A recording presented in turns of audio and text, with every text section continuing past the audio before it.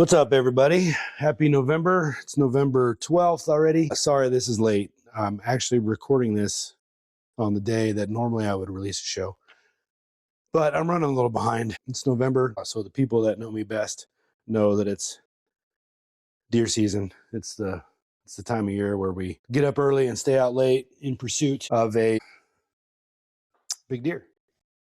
And every year I seem to reflect on why I spend the energy pursuing this hobby. And I've come to find out that inherently I have, among many flaws, but one flaw in particular that I want to talk about today. And I want to talk about the people we surround ourselves and how we mitigate some of those insecurities and those anxieties that we have about ourselves. But first, a couple updates. One is the cold tub situation. I was talking to AJ last night.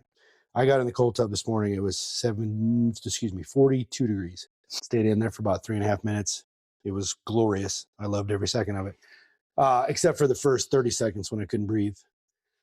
But anyway, I was telling AJ that, if we're going to make this happen, if we're going to make this show happen, he should probably do it in November, because if I have to break the ice with a rubber mallet in order for him to sit in it, not us, we're not going to sit in it together.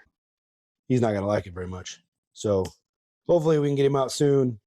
We can record that reaction when he sits in the cold tub for the first time. If you wonder what I'm up to right now, I am a bit of a nerd, and I have a whiteboard in my garage where I post all my workouts and write down my plans for the day and all that kind of shit, because I'm a nerd. But anyway, last night I saw another whiteboard that I was impressed with, that he used what looked like electrical tape to partition out columns, like an Excel spreadsheet.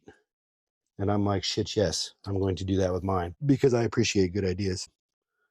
And on a side note about good ideas, I don't understand why people have an aversion to good ideas.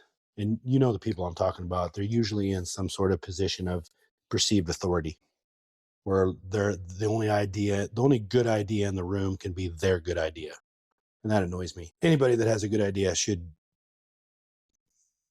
exercise that good idea. It doesn't really matter who it comes from. And I think that I think those people that think that only good ideas come from them are probably the people in our jobs and in our lives that have the ego problems, that their ego just can't get out of their own way. So we all know somebody like that. I don't really know how to deal with them other than just to pour it right back at them.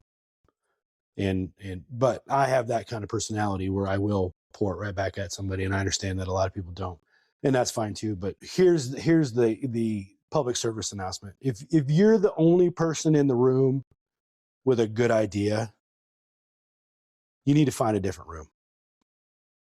Does that make sense? You would clearly have some sort of level of critical thinking that would be better used in a room full of other people, right? And I can mean that two ways.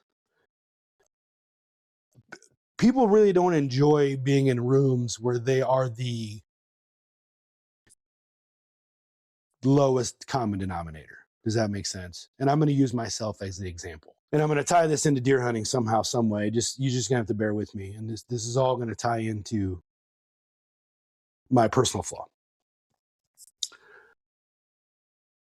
Every year in November, I wake up with some sort of anxiety about failure, meaning that my objective today is to go out and kill a deer. And not just any deer, a deer worthy of praise, a deer worthy of celebration. And that means a lot of different things for different people. So I'm not going to try to say that, I kill big buck. I'm just saying, I love any sort of successful deer hunt to me is worth celebration. But the outcome is what I'm focused on. So here's my flaw, among many. I fail to find joy in the process of deer hunting. Now, I'll tell you how I come about that. In many ways. Just the other day, I was sitting downstairs with my son, and we were looking around our taxidermy basement of all the successes that we've had. And I said, you know what, man, this is all cool. And I love it all. All of it has good stories. But to me, it doesn't mean anything today, meaning I have not accomplished my goal today. Now, I've had some good encounters. I've had some opportunities that didn't work out. And more often than not, that's the case, right? Like if it was easy, you know what they say, if it was easy, everybody would do it. It's not easy. Everything looks easy on the internet because all you see is people shooting giant deer. But because I am so outcome based, because I am so focused on the goal, that I'm so focused on the success, I'm so focused on the fact that I am out there to accomplish something. When I pack up and go home, I can't help but feel annoyed that it just didn't happen, that it didn't work out. Even though I can look back in the last 10 or 12 years and show you individually times that it has happened, because it didn't happen yesterday. That the whole day is basically a fail. Now, why I feel that way, I have no idea. I'm trying to find out. I'm working with frontline therapy to try to figure out why I am this way. I don't particularly care for myself in this light. However, it has afforded me some successes that maybe I should give a little bit of a credit to. And that is the people in my life I associate with. So I'll get to that in a second. I'll continue the conversation with my son. Listen, I have a hard time because this is a new year. This is a new season. This is a new goal. I have the same goal. It's just a new season. I'm going to get up. I'm going to spend the time, energy, and gas. This is a hobby, mind you. I don't get paid to do deer hunt. I don't have put any deer hunting content out. I don't do anything other than try to succeed in something that is very, very hard.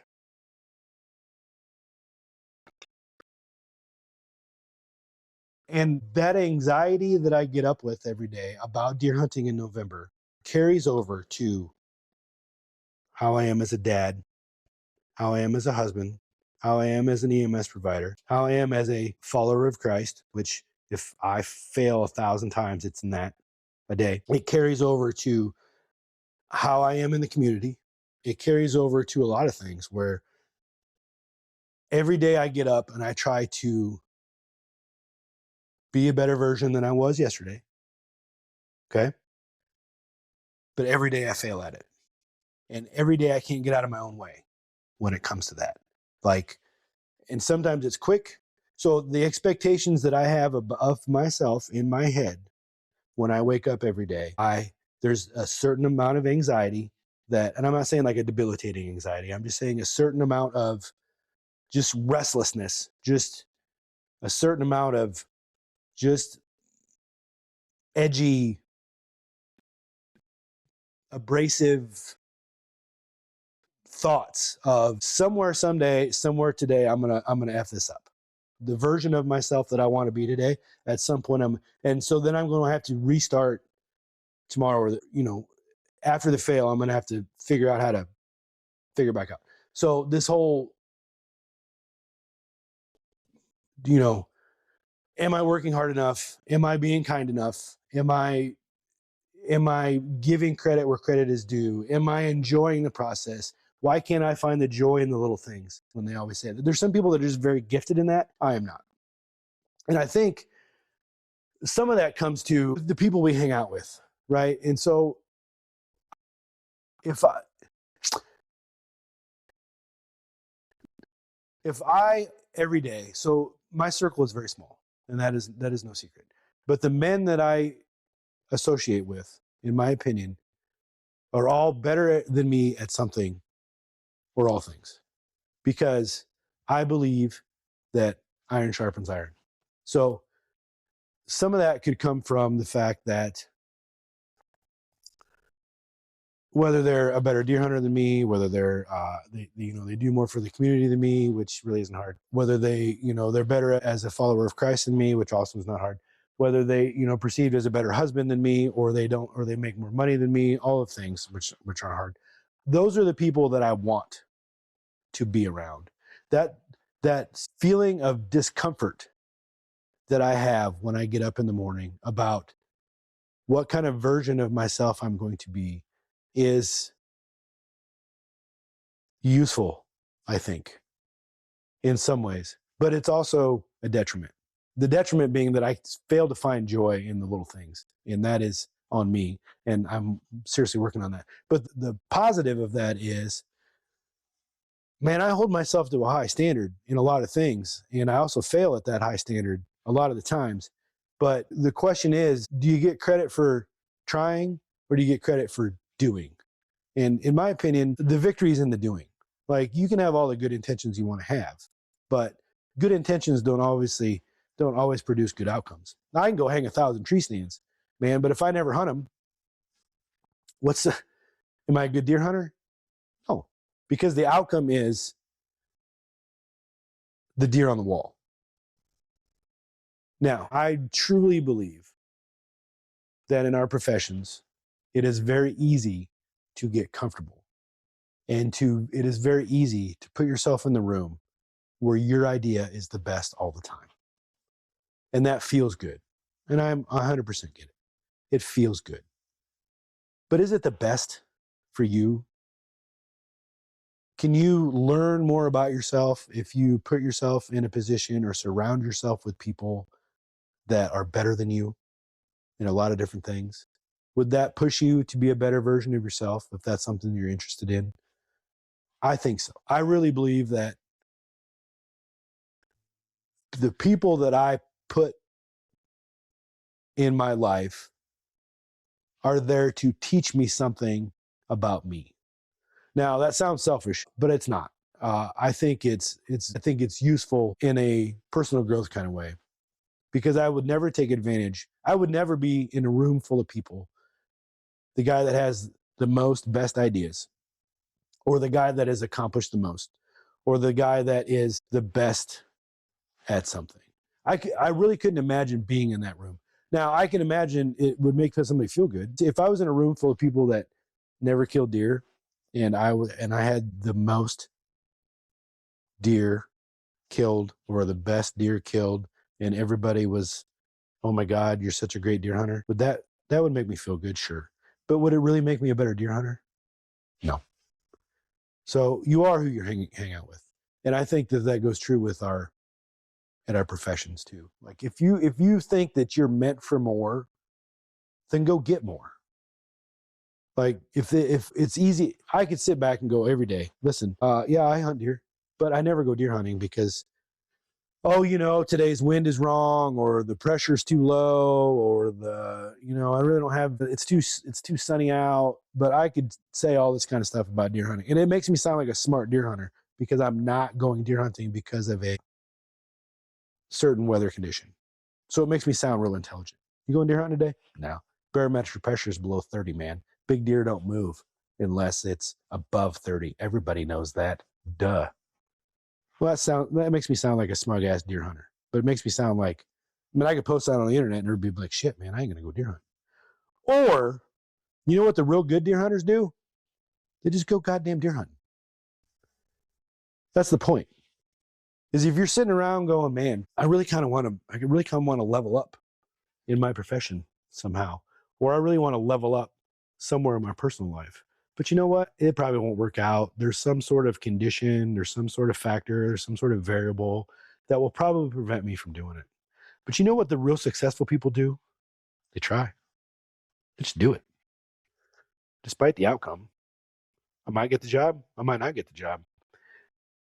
But I think we sit back and we watch these people on TV and they kill giant deer, and we're like, man, I don't know what I got to do to be that guy or gal.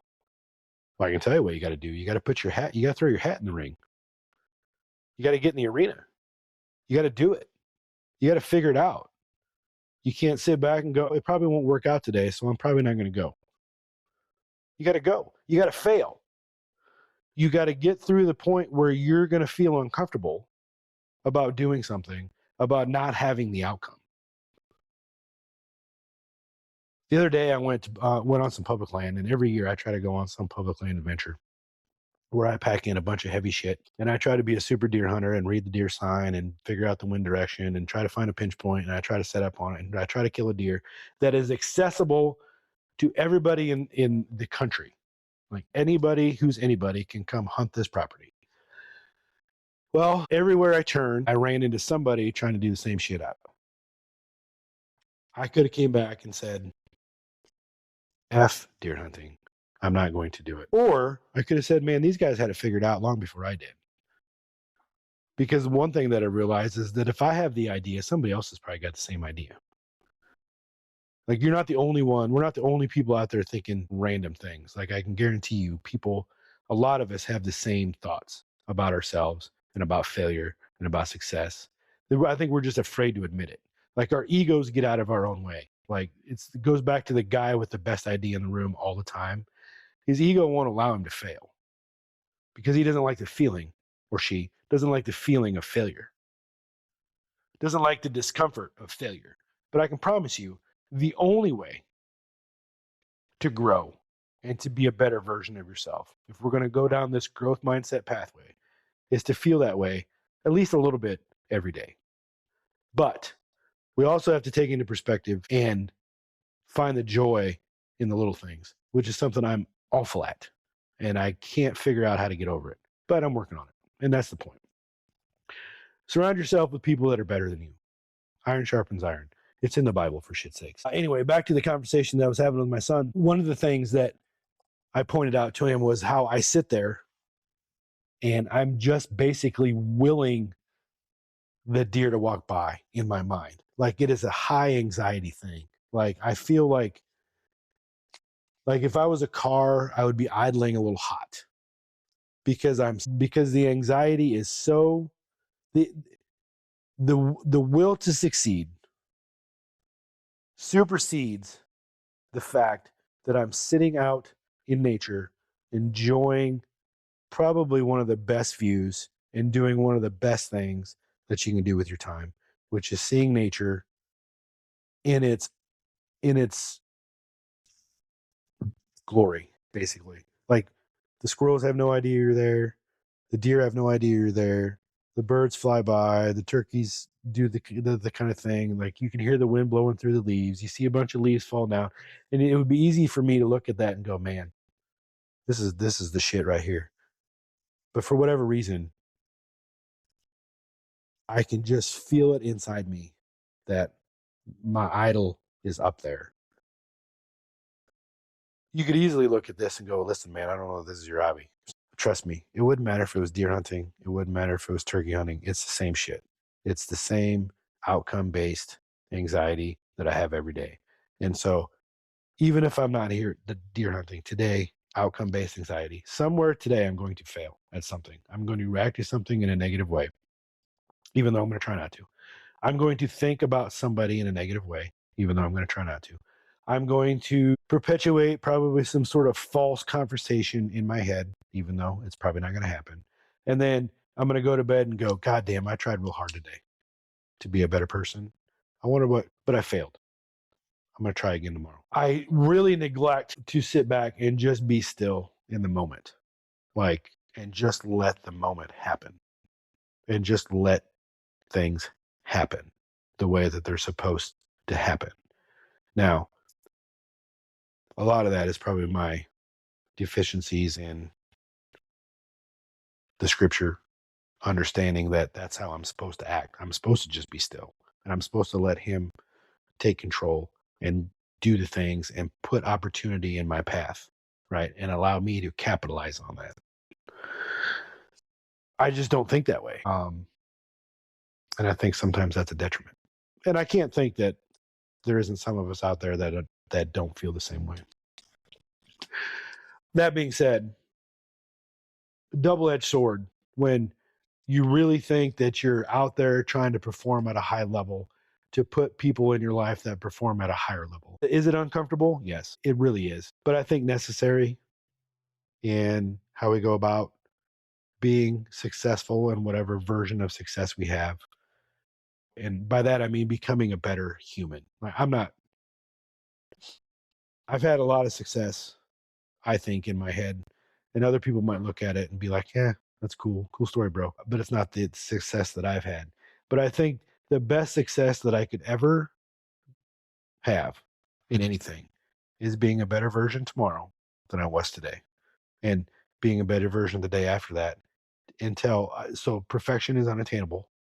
100% get that. But Vince Lombardi said if we chase it, maybe we can catch excellence. And that's my point, is maybe down the road I can be excellent at something. I hope all of that made sense. Most of it was a ramble, and I get that. But this is basically my way of just thanking those people that I've put in my life to make me a better version of me and to make me feel uncomfortable. And you keep in mind that nobody does this on purpose. Like, they're not making me feel like this is my self perpetuating anxiety that makes me feel that way. But I appreciate them. Like, they are the people that I'm supposed to be surrounded with because they are there to make me a better version of myself. And they don't know that, right? They're just dudes. I'm thankful for the people that I work with that are constantly trying to make themselves better, because that constantly makes me better.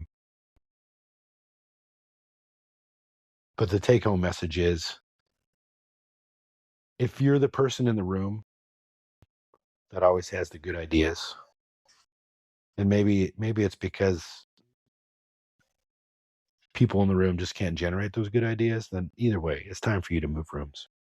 We all need to get around the people that are going to make us a little uncomfortable, that are going to make us a little self-conscious, that are going to make us push ourselves harder and farther and better than what we think we can be. And that can be in anything, whether it's in your faith, whether it's in your fitness, whether it's in your hobbies, whether it's in your profession. Get with those people. Those are your people. The people that make you better are your people.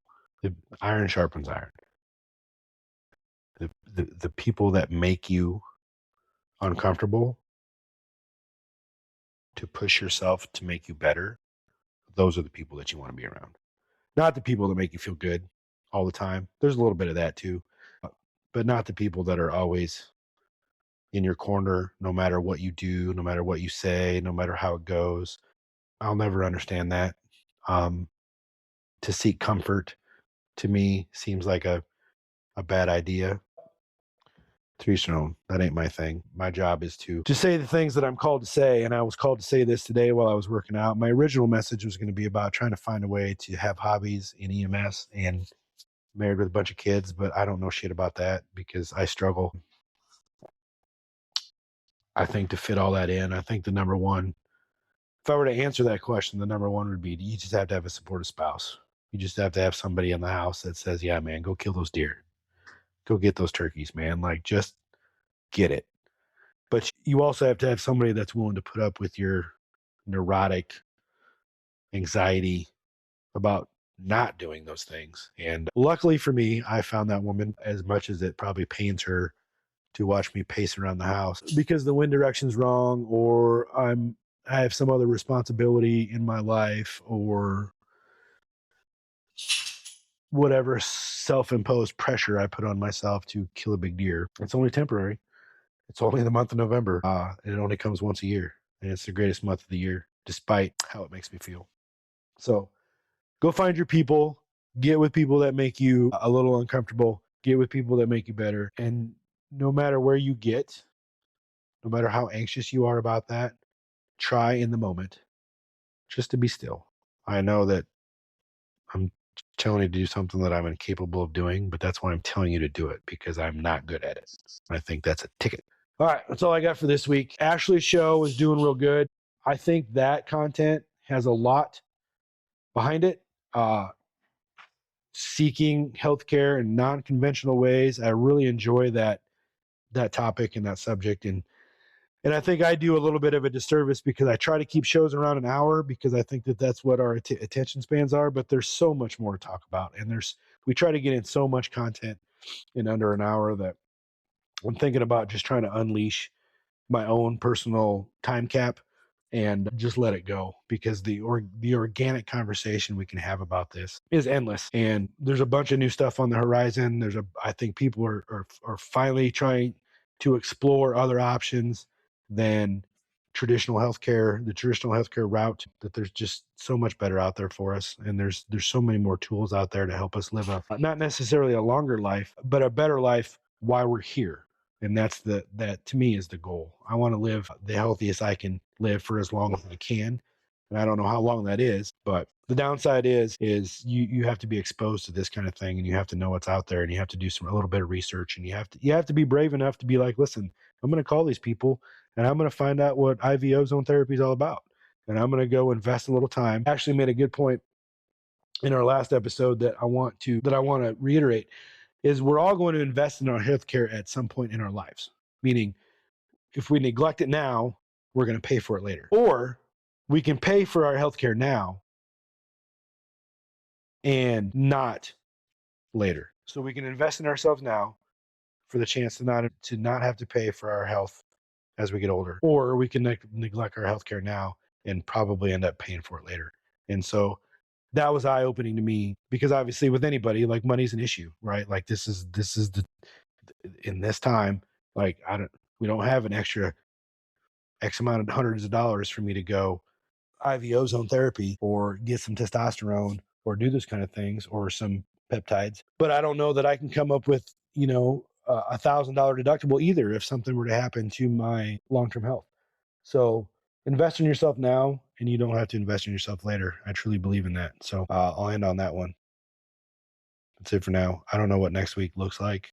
I don't even know what the rest of this week looks like, but I'll figure it out. Work hard. Be kind. Bye.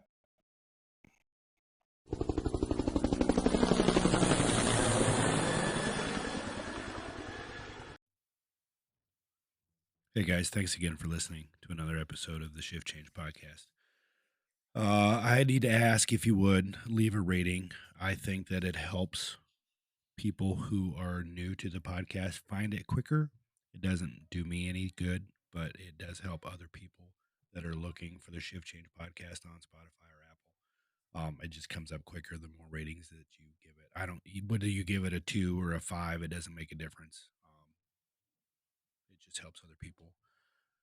If you need to get a hold of me, contact me via my email, the show email, which is talkshiftchange@gmail.com. Or you can message me on Instagram at talk.shiftchange. At talk.shiftchange on Instagram. As always, thanks for listening. I could not have imagined how well this podcast has been received. So, as always, I appreciate it. Work hard, be kind.